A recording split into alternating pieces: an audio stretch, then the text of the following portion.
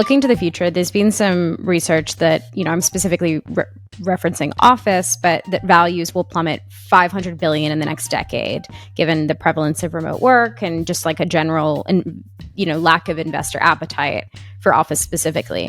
How do you see that trend affecting both, maybe we can start with the public REITs, but also private real estate companies going forward? So I think, the demise of offices, over the last couple of years is like one of the most talked about things in commercial real estate generally.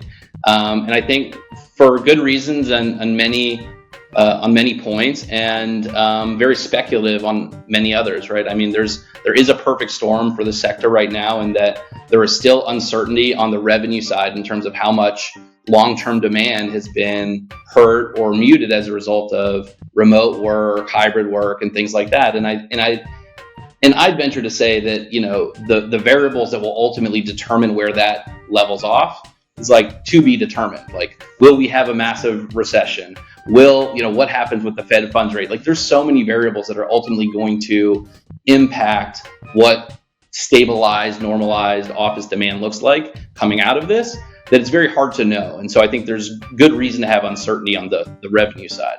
And then coupled with that, in the last 18 months, increased interest rates, inflation concerns, sort of squeezing the sector on both sides. So I think from an institutional investor perspective, there really is no demand to be an investor or buyer of office today.